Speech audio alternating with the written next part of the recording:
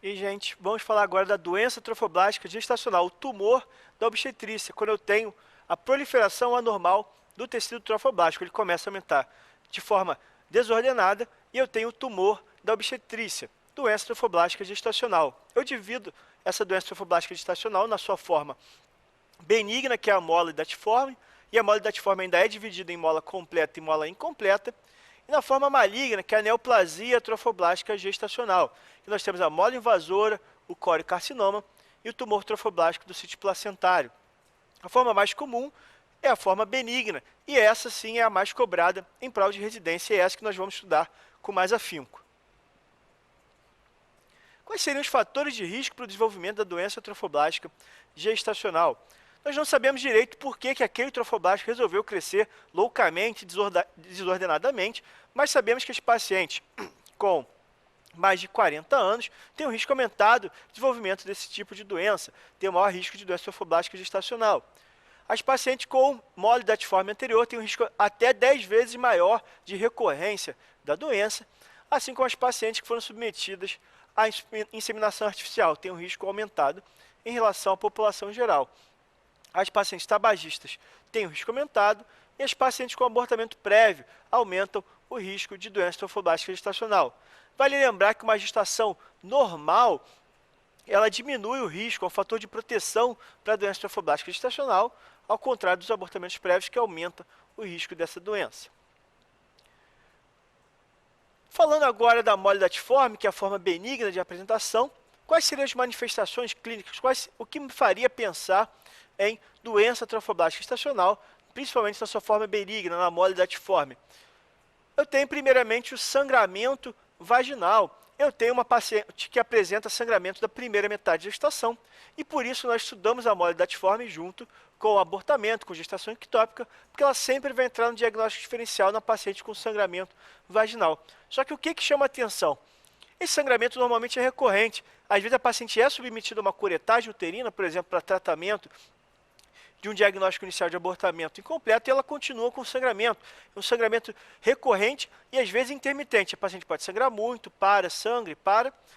Isso chama atenção para a mole datiforme. Outra situação que chama atenção, náuseas e vômitos, principalmente incoercíveis. A paciente tem muitos vômitos que não respondem à medicação de forma adequada. Isso nos faz pensar em mole datiforme. Isso está normalmente associado à elevação rápida do HCG, o HCG muito elevado pode levar a esse tipo de sintomas, como náuseas e vômitos incoercíveis, chama muita atenção para a doença trofoblástica, principalmente para a mole datiforme. E temos um útero amolecido maior do que a idade gestacional. Nós vamos ver mais à frente que na doença trofoblástica gestacional na mola, do tipo completo, tem a formação de vesículas que vão se multiplicando. O útero vai crescendo, então um útero maior do que a idade gestacional numa paciente com sangramento de primeiro trimestre sempre nos faz pensar em mola. Além disso, eu tenho um útero famoso chamado útero em sanfona. Por quê? Essas vesículas vão crescendo, o útero vai ficando grande, de repente essas vesículas são eliminadas, o útero esvazia e depois elas voltam a crescer e ele cresce novamente. Então, o útero que cresce, esvazia, útero em sanfona, bastante característico também da mole datiforme. Temos outras situações que são bem mais claras, que falam mais a favor da mole datiforme. Temos a emissão de vesícula, essa aqui é tão clara que é considerada patognomônica de mole datiforme. Quando eu vejo essas vesículas saindo pelo canal vaginal, que alguns autores chamam de formato de cacho de uva, essa eliminação de vesículas é patognomônica de mola. E não satisfeito, é patognomônica de mola do tipo completa. Essa mola aqui é completa quando tem essa formação de vesículas. Vamos ver na frente que a mola incompleta não tem vesícula. Então, isso aqui define o meu diagnóstico. Eu tenho a paciente com pré-eclâmpsia precoce, essa proliferação do trofoblástico exagerado resulta em uma pré-eclâmpsia com menos de 20 semanas. Isso é muito característico também na mola. Assim como os cistos teca-luteínicos. O HCG em excesso faz um estímulo muito grande dos ovários e eu formo cistos teca-luteínicos em resposta a esse HCG bastante elevado. E por último, nós temos o hipertireoidismo. O HCG tem uma parte da sua formação muito similar ao do TSH. Portanto, quando eu aumento muito o HCG, ele vai se ligar na tireoide da paciente como se fosse o TSH. e resulta em hipertireoidismo. A paciente pode ter até tireotoxicose na apresentação da mola datiforme. Então, quando eu tenho esses achados muito característicos, ou esses que não são tão específicos para a mola, mas que chamam a atenção, eu tenho que sempre pensar nessa hipótese diagnóstica. Vamos diferenciar então agora a mola datiforme da sua forma completa para a sua forma incompleta. A primeira coisa que nós precisamos lembrar é do cariótipo. O cariótipo da mola completa é 46XX, mais comumente, ou 46XY. Enquanto a mola incompleta, eu tenho um cariótipo triploide, um cariótipo 69, podendo ser qualquer tipo dessas conformações aqui em relação à cromatina sexual. Por que que isso acontece? Na mola completa, normalmente, eu tenho a fertilização de um óvulo vazio a partir de um espermatozoide que acaba duplicando seu material genético. Então, se o óvulo era vazio, não tinha material genético materno, e a duplicação desse espermatozoide, ou dois espermatozoides acabam entrando nesse óvulo vazio, e aí eu vou ter essa mola completa. Já na mola incompleta, eu tenho a fertilização a partir de dois espermatozoides de um óvulo, mas esse óvulo sim tinha núcleo, por isso eu tenho esse cariótipo aqui triploide, que não é comum, ele está associado à mola da forma incompleta. Como eu tenho essa forma bizarra aqui, do óvulo sem o seu núcleo, com um espermatozoide que ou se duplicou ou entraram dois espermatozoides nesse óvulo, eu não tenho feto, eu tenho aquelas vesículas na mola completa. Enquanto na mola incompleta, eu tenho que ter pelo menos algum tecido fetal. Eu posso não ver o feto, normalmente eu vejo um feto que é todo mal formado, imagina um feto com esse cariótipo triploide aqui, ele é todo mal formado, mas eu posso não estar vendo o feto, mas na análise histopatológica eu vou ter tecido fetal. Então, na mola incompleta, eu obrigatoriamente tenho que ter tecido fetal, mas nem sempre eu vou ver o feto propriamente dito. O beta-HCG na mola completa é muito elevado, normalmente passando de 200 mil, enquanto na mola incompleta ele não sobe tanto assim, já que na mola incompleta, apenas uma parte do trofoblasto está se proliferando de forma exagerada, enquanto na mola completa, todo o trofoblasto está se proliferando de forma exagerada. Se todo o trofoblasto está proliferando, todo mundo está produzindo beta-HCG em excesso. Se só uma parte está se proliferando de forma exagerada, só uma parte desse trofoblasto vai produzir o beta-HCG. Com isso, ele não fica tão elevado assim nas formas incompletas. Os cistos tecloctênicos são muito comuns na forma completa e incomuns na forma incompleta, porque estão relacionados ao HCG. Se o HCG fica muito elevado na completa, é ele que vai levar o cisto teclotênico. Na incompleta, como eu não tenho um HCG tão elevado assim, poucos cistos tecloteínicos.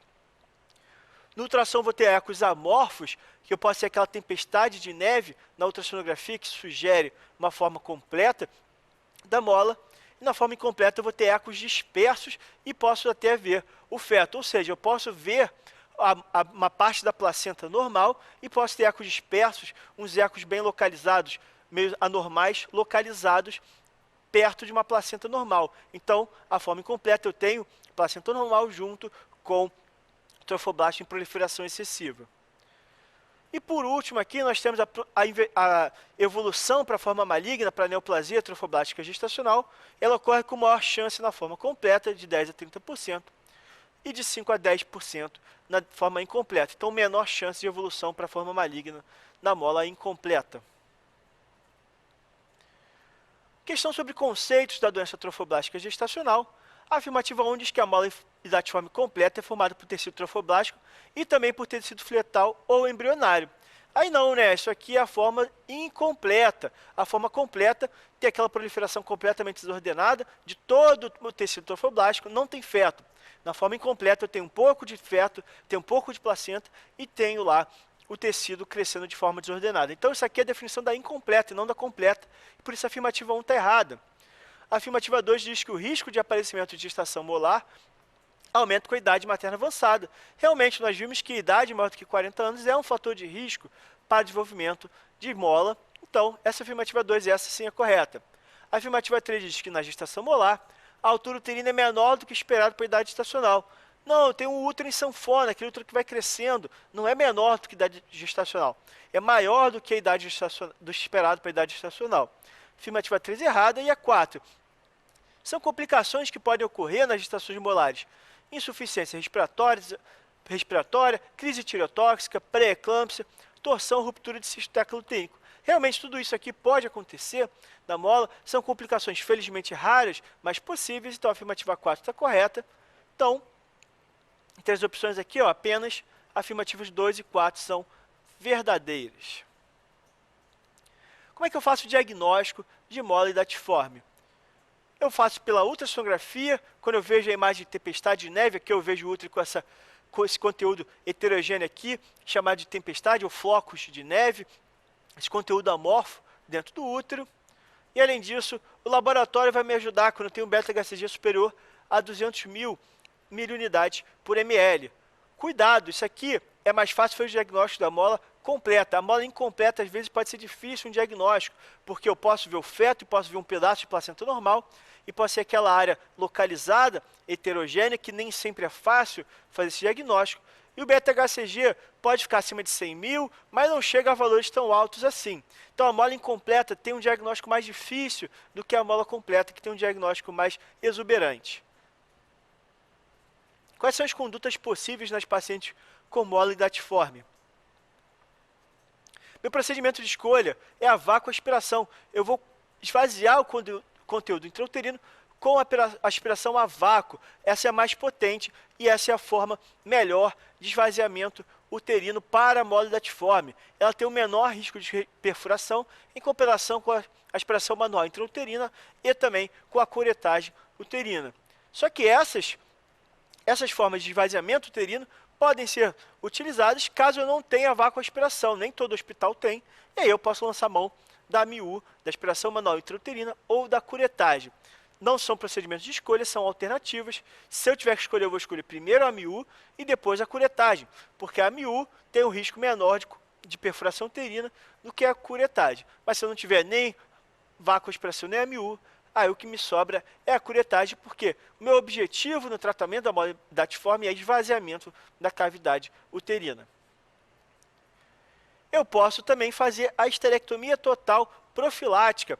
Eu vou reservar esse procedimento, que claramente é muito mais invasivo do que uma vácuo-aspiração, por exemplo, quando a paciente tem uma prole completa com mais de 40 anos, e aí, nessa situação eu tenho risco aumentado de evolução para neoplasia trofoblástica gestacional, paciente que apresente outros fatores de risco para evolução para doença maligna, paciente que tem hemorragia incoercível, que eu não consigo parar o sangramento, eu vou partir para o tratamento da esterectomia.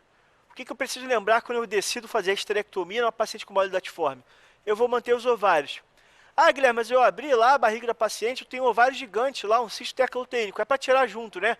Não é para tirar junto, não é para tirar o cisto teclotênico, porque assim que eu abaixar o beta-HCG, eu vou ter a regressão desses cistos, seja por vácuo-aspiração, seja por esterectomia. Quando eu tiro a mola, eu vou melhorar o cisto teclotênico, eles não devem ser operados, eles não devem ser retirados no tratamento cirúrgico. Vou manter os ovários dessa paciente.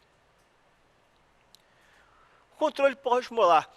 As questões, as bancas gostam muito desse assunto, porque depois que eu faço o tratamento, que eu faço a aspiração, por exemplo, que é o meu procedimento de escolha, a vácuo-aspiração, para o tratamento, eu preciso fazer um controle pós-molar dessa paciente. Por quê? Qual é o objetivo desse controle pós-molar? É saber se a doença malignizou ou não. Quero saber se eu resolvi a vida dessa paciente. E como é que eu vou fazer esse controle pós-molar? O beta-HCG é o que vai nos guiar nesse controle pós-molar. Eu vou fazer esse beta-HCG semanalmente até eu zerar o beta-HCG, não pode ter nada. Por quê? O que eu entendo quando o meu beta-HCG zerou? Significa que eu não tenho mais tecido trofoblástico produzindo esse hormônio. Então, eu preciso zerar o beta-HCG, significa que eu tirei todo o trofoblasto dessa paciente até eu ter 3 dosagens negativas. Depois dessas 3 dosagens negativas, eu posso fazer uma dosagem 15 dias depois. Nem todos os autores concordam com isso. Alguns autores já pulam dessas 3 dosagens negativas direto para a dosagem mensal do beta-HCG. Então, eu faço essas 3 negativas, posso fazer a quinzenal, mas depois eu vou fazer mensalmente um beta-HCG até 6 meses do primeiro resultado negativo. Se eu chegar nesse final aqui, no 6º mês, do primeiro resultado negativo e continuo negativo meu beta-HCG, eu considero essa paciente curada. Essa paciente está resolvi a vida dela, ela não tem risco mais de malignização nessa situação. Essa paciente está curada. Além do beta-HCG, eu preciso fazer um acompanhamento clínico, eu posso, por exemplo, identificar metástase para a vagina, isso seria fácil a partir do acompanhamento clínico dessa paciente. O acompanhamento ultrassonográfico, uma imagem de invasão do miométrio pode me identificar, por exemplo, uma invasão, uma mola do tipo invasora, isso sugeriria uma mola do tipo invasora, eu posso ver isso através da ultrassonografia. O raio-x de tórax deve ser recomendado em duas situações. Após o esvaziamento, eu posso ter embolia de tecido trofoblástico para o pulmão, isso é uma complicação do procedimento de esvaziamento uterino. Além disso, a paciente com suspeita de doença invasiva pode ter metástase principalmente para pulmão, então eu faço o raio-x de tórax dessa paciente para ver se ela tem metástase para o pulmão, essa é uma possibilidade. E ela tem que fazer a anticoncepção, isso é fundamental, porque se eu estou fazendo o acompanhamento dessa paciente pós-molar, essa paciente tem lá, já fez 3 beta-HCG negativos, começou a fazer aquele acompanhamento mensal com beta-HCG e ele começa a subir, eu não sei se a paciente está tendo uma doença maligna ou se essa paciente engravidou. Então ela não pode engravidar. Posso fazer anticoncepção com anticoncepcional oral combinado mesmo, ou injetável, enfim. Anticoncepção deve ser feita preferencialmente hormonal, já que a anticoncepção com o DIU aumenta o risco de perfuração uterina. Então, eu vou fazer anticoncepção para que a subida do beta-HCG de uma nova gravidez não atrapalhe meu controle pós-molar. A questão é, e se não zerar o beta-HCG, como é que eu vou pensar em malignização? Quando é que eu vou pensar que essa doença não foi curada? Se o meu beta-HCG começar a subir por 2 semanas consecutivas, ou se ele estabilizar por 3 semanas, eu tiver um platô do beta-HCG, ou se ele não negativar em 6 meses, eu vou pensar que a doença malignizou. Eu tenho uma doença maligna, a neoplasia trofoblástica gestacional. Obviamente, quando eu estou fazendo acompanhamento clínico, se eu vejo metástase na vagina, eu vou pensar que a paciente está malignizada, mesmo sem ver o beta-HCG. Ultrassom com uma imagem intramiometrial também fala a favor de doença maligna. E quando eu tenho uma resistência, o índice de resistência e o índice de pulsatilidade baixo nas artérias uterinas, significa, isso é sugestivo de doença maligna, que eu tenho pouca resistência naquela região, sugestivo de malignidade. Essas situações sugerem a doença maligna, mas eu sempre vou ter como meu guia no acompanhamento da paciente pós-mola. E quando eu estou pensando em malignização, eu vou ter como meu guia o beta-HCG. Eu classifico a neoplasia trofoblástica gestacional em 3 formas, como nós já vimos. Em mola invasora, ela é a mais comum, responsável por 70% até 90% dos casos, e normalmente ela é uma sequela da mola hidatiforme. É aquela paciente que teve uma mola, vamos supor, completa, você fez lá o tratamento, vacoaspiração, e durante o acompanhamento dela, o beta-HCG não negativou. E aí você faz um diagnóstico de mola invasora. É uma sequela da mola hidatiforme. O coriocarcinoma é o segundo mais comum, responsável por 10 a 30% dos casos. Ele pode aparecer após um caso de mola, mas ele também pode aparecer após um caso de aborto, após uma gestação a termo ou até mesmo após uma gestação ectópica. Então ele tem essa característica de ter várias formas de apresentação. Pode ser uma sequela de mola hidatiforme, mas pode ser uma sequela de gestações normais também. E caracteristicamente também aumenta o beta-HCG. Diferente, por exemplo, do tumor trofoblástico do sítio placentário. É um tumor muito raro que cresce, como diz o próprio nome, no local onde a placenta estava localizada. Ele começa a crescer naquele local, é um tumor muito raro, mas ele tem uma característica muito significativa, que é a elevação do lactogênio placentário. Ele não eleva tanto assim o beta-HCG, quanto a mola hidatiforme, quanto o coriocarcinoma. Então é raro, mas é fácil identificar, considerando a elevação do lactogênio placentário. E como é que eu vou tratar essa paciente? A paciente tem uma neoplasia trofoblástica gestacional. Ela tem um câncer da obstetrícia. Como é que eu vou tratar? Eu preciso saber de 2 coisas principais. Se eu tenho uma neoplasia trofoblástica gestacional que está limitada apenas ao útero, eu vou fazer quimioterapia. Só que a diferença é, eu vou fazer uma monoquimioterapia com metrixate ou uma poliquimioterapia. É isso que vai fazer diferença no meu tratamento da neoplasia trofoblástica gestacional. Então, se eu tenho uma doença relacionada apenas ao útero, eu não tenho invasão de outros locais, eu vou fazer a monoquimioterapia. Se eu tenho metástase à distância, principalmente pulmão, cérebro e fígado, eu vou fazer poliquimioterapia. A dúvida fica, quando eu tenho uma neoplasia trofoblástica gestacional em que atingiu vagina, em anexos e ligamento largo, tudo ali em volta do útero, eu posso considerar fazer a monoquimioterapia ou a poliquimioterapia, de acordo com o score de risco da paciente. É uma tabela grande, é difícil a gente decorar essa tabela inteira, fica mais para o especialista, mas eu tenho que lembrar que se o meu score de risco dessa paciente for menor ou igual a 6, essa paciente é considerada de baixo risco e eu posso tratar essa paciente apenas com monoquimioterapia, ou se essa paciente for de alto risco, que é um score maior ou igual a 7, essa paciente vai para poliquimioterapia. Então, no tratamento da neoplasia trofoblástica gestacional, eu preciso lembrar que eu tenho duas opções, monoquimioterapia ou poliquimioterapia, e alguém viu aqui alguma coisa sobre vacoaspiração, esvaziamento da cavidade uterina? Não precisa, não é para esvaziar a cavidade uterina. Esvaziamento da cavidade uterina é reservado para a forma benigna, para a mola. Chegou na neoplasia, aí eu já vou para a quimioterapia, vou tentar queimar esse tumor, vou tentar queimar esse câncer, beleza?